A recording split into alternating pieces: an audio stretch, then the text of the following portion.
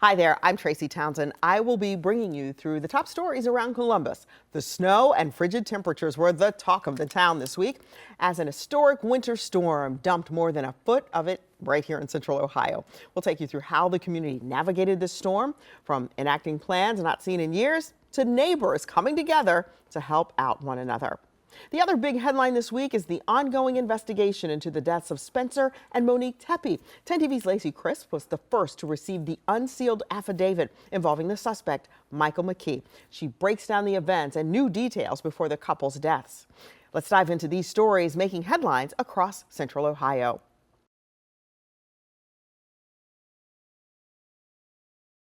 According to the court affidavit, McKee threatened to kill Monique not just while they were married, but after.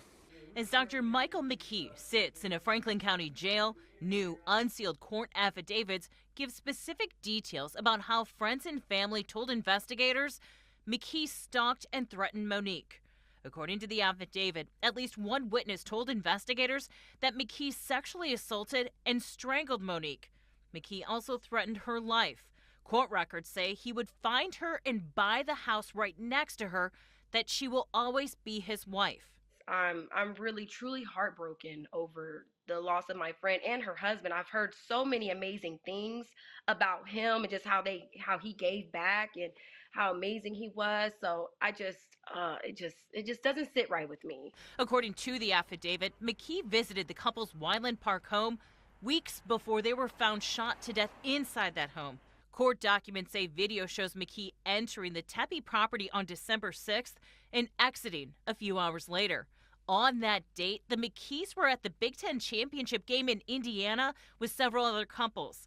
According to the court document, the affidavit states that Monique went back to her hotel room early in the second half because she told Spencer she was upset about something involving her ex-husband. I asked family and friends today if they knew if Monique saw McKee on the family surveillance cameras or why she was so upset. They did not know. McKee was arrested in Rockford on January 10th. Police searched McKee's Chicago condo, and according to Columbus Police Chief Elaine Bryant, guns were found and there was a preliminary ballistics match between a firearm found at the condo and evidence from the crime scene has been established through a national database. She was just such a positive person, and she was just anytime I've seen her, she always had something positive to say. It was never anything. And she would just always commend me, girl, how do you have 3 kids and you're still up walking around breathing? How are you doing this? And I'm like, listen, girl, I'm hanging in there. I'm hanging in there. McKee pled not guilty and is still being held in the Franklin County Jail. His next court hearing has not been scheduled. In Columbus, Lacey Crisp, 10 TV News.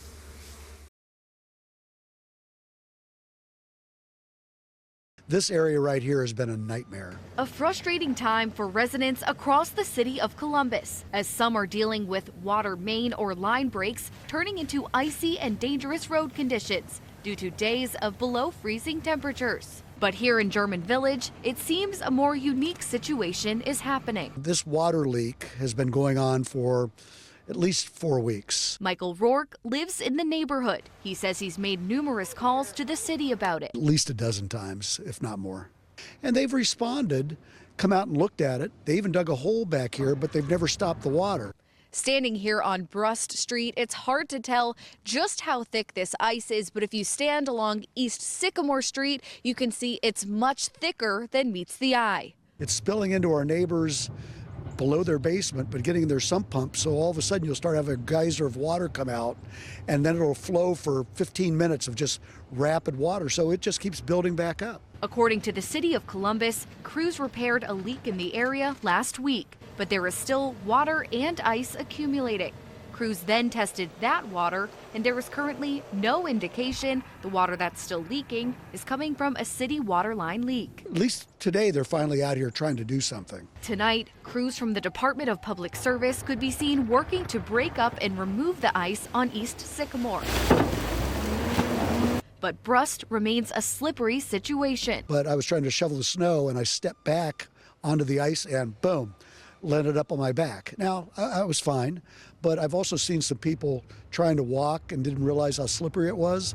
And they've been, I can't tell you how many people have probably fallen. Not to mention those whose cars have been stuck for days. It was kind of a trap for these poor people that drove their car in it, and then once they were in it, they were stuck. It's even turned into a situation towing companies won't go near. I have no idea if those cars, whether they're going to be drivable when they finally get them out of the ice or not, and what they have to do to try to get them out of the ice. It's going to be a mess. As the city works to remove the ice, it's unclear at this point how or when the leaking water will be stopped. And I've been through a lot of winters in Columbus, and this is a good one right here. In German Village, Carly Dion, 10 TV News.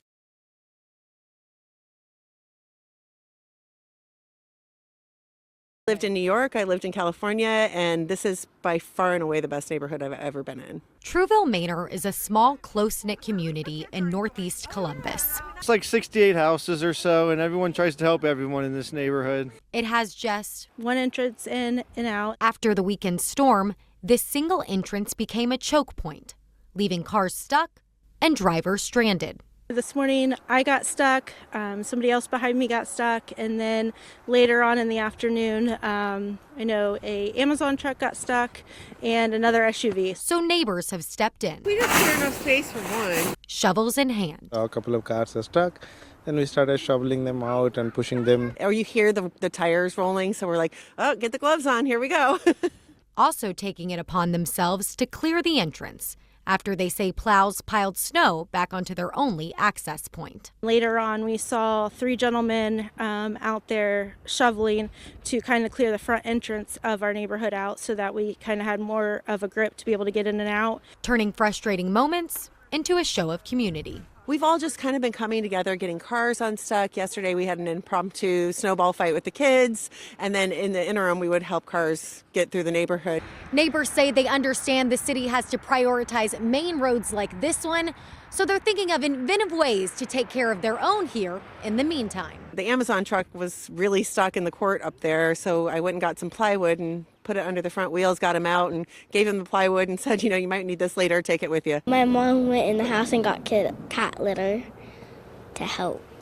And for visitors, that help leaving a lasting impression. One of the neighbors, came out and helped me, so that was super nice of them. He had me turning around and everything, but he shoveled the snow out from underneath the car and he somehow got me out of there. Thanks for being a good neighbor. In a storm that's left many roads impassable, these neighbors say the way forward is together. So I would encourage other neighborhoods to do the same, whether you know each other yet or not. This is the perfect time to get out there and help each other. One shovel and one helping hand at a time. Maybe less cars stuck now that we have a clear path, but hopefully we're putting that out in the universe, hoping for the best. Reporting in Northeast Columbus, Libby Cathy, 10 TV News.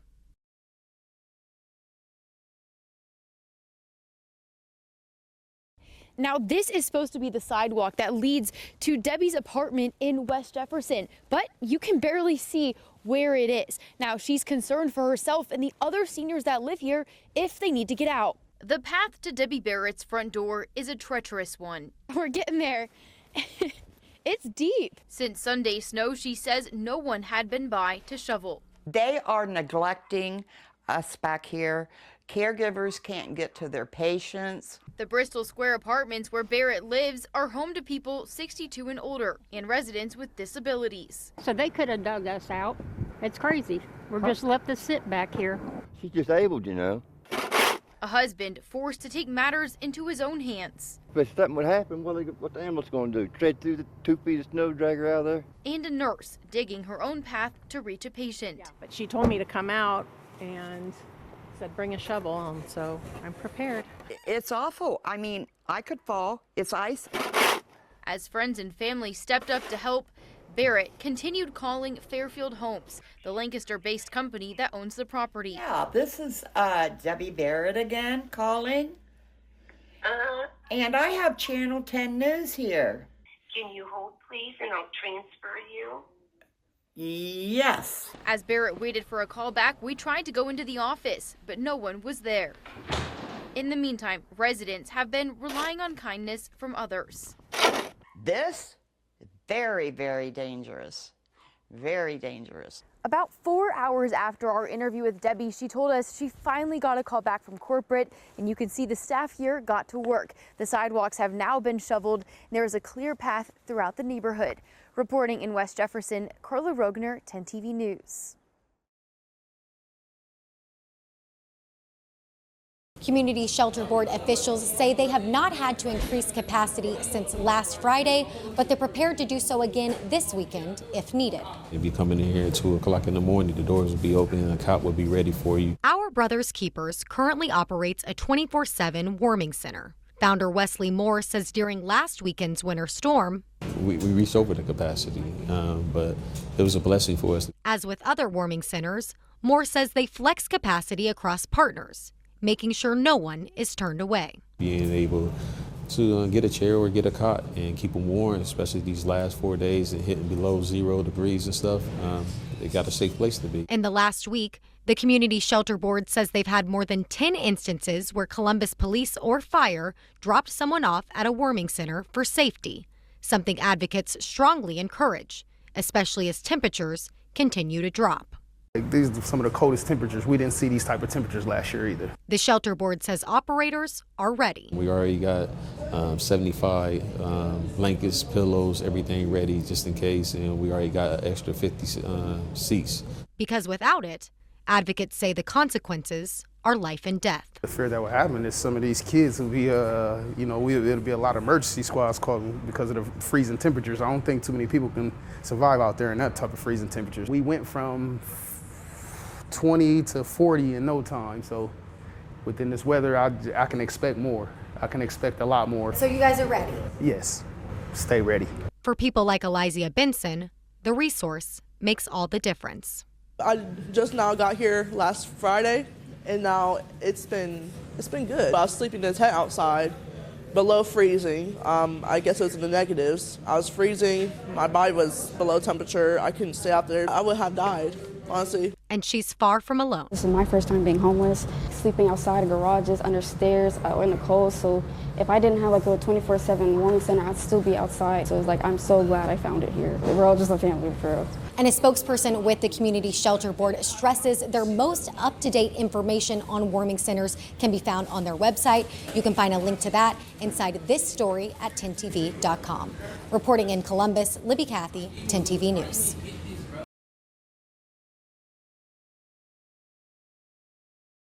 This affidavit details a history of alleged physical and sexual abuse. Monique Tepe allegedly told friends that she feared Michael McKee. Like her aura was just like so bright, so like loving, so inclusive. Friends describe Monique Tepe as a ray of sunshine, someone who was always thinking of others. Ariana Turner's kids attend the same preschool as Spencer and Monique's 2 children.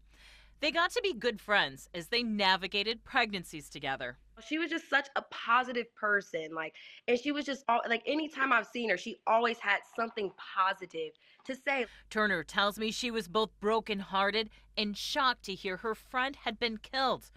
According to recently released court affidavits, friends and family members told Columbus police that Monique said her ex-husband, Michael McKee, had been abusive and had made several threats on her life during and after their marriage. Court records show others told detectives that McKee was physically and sexually abusive and that McKee allegedly told Monique he could kill her at any time. You got doctors, you have nurses, you have all these different type of people out here that can be an abuser. There is no look to be an abuser. You can be sitting next to an abuser and you don't even know it. Callie Smith is a domestic violence survivor, an advocate, and works with Columbus Public Health. She explains you never know who may be a domestic violence perpetrator or survivor. Like in Monique's case, she says it's common for domestic violence survivors not to file police reports. A lot of people don't feel like they can get the help that they need. A lot of people feel like I'm not the right color to get the help that I need. A lot of people feel like nobody will believe me. Nobody's going to listen to me. Smith urges anyone in a domestic violence situation to get help. There is help available. Turner says she's going to remember her friend for her beautiful soul. I'm always going to remember her, just the positive impact. And I know everybody wants to give all this light on how she left, but let's give her flowers for how she was when she was here. Both of them, they were amazing people. Like, let's focus on that. McKee has pleaded not guilty. He's being held in a Franklin County jail. In Columbus, Lacey Crisp, 10 TV News.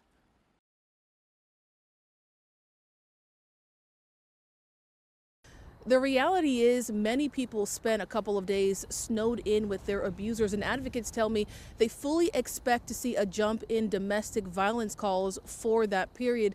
Now, I contacted the city of Columbus and asked for the number of domestic violence and domestic disturbance calls between Saturday night and Tuesday morning, and there were more than 200. I'm now working with them to pull the average call number for when the weather doesn't look like this. Please help the victims. They need your help. For Callie Smith, working as the supervisor of the family engagement team at Columbus Public Health is her chance at fixing the system. I am a survivor of domestic violence. Unfortunately, at that time I went through my situation. There was no resources for me and there was no help. Can I ask you what it's like to be sitting in this chair now and to be the change you needed to see? I'm definitely going to be that change. I'm going to help the next person because I didn't get the help. The group works to connect families who have experienced things like domestic violence to needed resources. One of the biggest tasks that we have is housing. We are trying to find a partnership with housing, people that will work with us and want to help these families deal with the violence. And she tells me this week's severe weather likely means we'll see a jump in domestic violence calls for her team and the city overall. And she wants anyone in that position to know they're not alone. Please be sure of yourself. If you feel like you are being abused, whether it's verbal, physical, please get the help that you need. There are resources out here for you. To learn more about the family engagement team, you can head to our website, 10tv.com. In Columbus, Rochelle Aline, 10 TV News.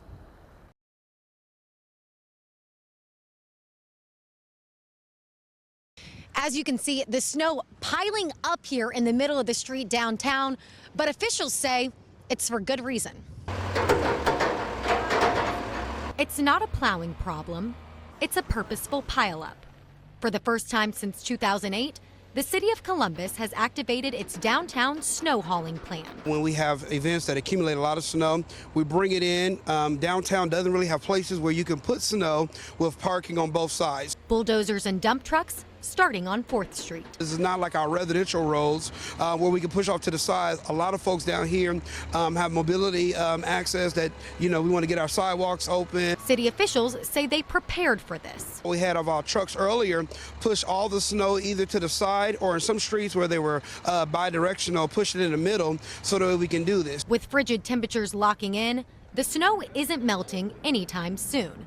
So at least 15 Franklin County dump trucks deployed Monday night to take it away. A lot of the trucks you see are their trucks. That way we can still maintain our roadways with our trucks that are still going into our collector routes and into our neighborhoods, and they're helping us tonight by loading the snow downtown. Those downtown noticing the difference. I do respect that it's not on the sidewalks, but as somebody that also does have to go and work in person, it makes me a little bit nervous driving downtown, so we'll see how Wednesday goes when I have to go back in. I definitely appreciate that a lot of the sidewalks are plowed, but the middle also, I guess, isn't that good of an option considering cars are kind of getting stuck in it. As crews work, the city is asking for patience. If you see our lights stay at least 100 feet, we're doing our best to redirect traffic, and we're doing this block by block. And so if you can avoid downtown right now, we're still on a snow emergency, so this is a good time to stay at home. City officials tell me this snow will be hauled to a parking lot near McCoy Park, and the goal is to make these streets passable, not perfect. Reporting downtown, Libby Cathy, 10 TV News.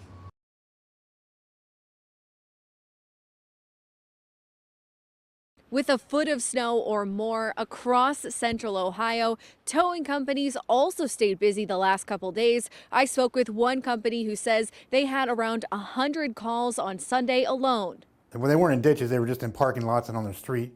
Broad and James towing owner Jim Schreiner says he hasn't seen a storm like this in almost a decade. And yesterday you couldn't go anywhere. You might as well not even try it. You'd pull up and you'd say, okay. They'd say, well, I'm stuck. I'd say, okay, do you want me to pull you out? And they say, no, I need to have it taken to my house because I can't drive out here. Whether it was main roads or side streets, many seemed to underestimate what their cars could handle. Drove a car back to their driveway, put it in their driveway, pulled out. There were 2 cars stuck in front of me that way and 2 cars stuck behind me. Schreiner says he was forced to call in 5 extra drivers on Sunday just to keep up with demand. But he says some calls take priority over others. You have to get the people taken care of on the freeway because they have nowhere else to go. Police calls also come first. Yesterday, we started out the day, we had a car that went over a bridge, down a bridge into a creek. Because Franklin County was under a level 3 snow emergency restricting travel to emergency personnel, most of the drivers Schreiner encountered were nurses and other healthcare workers. They said that employers did ask them if they wanted to stay the night, and they said nope. And then they said, well, maybe I should have. And responding to call after call for hours on end certainly takes a toll. It was rough. I mean, some of these guys put in long days. I can't tell you how long because then people will be mad at me. As of this morning, Schreiner says they were still telling people it was around a 3-hour wait time. But as of this afternoon, he says they were able to get caught up and respond within the hour. In Columbus, Carly Dion, 10 TV News. That's a wrap on this week's edition of Around Columbus, your look at the stories shaping Central Ohio. Thanks for spending time with us. Stay safe, stay informed, and we'll see you next time. And don't forget, you can always get the latest updates on the go with the free 10 TV News app.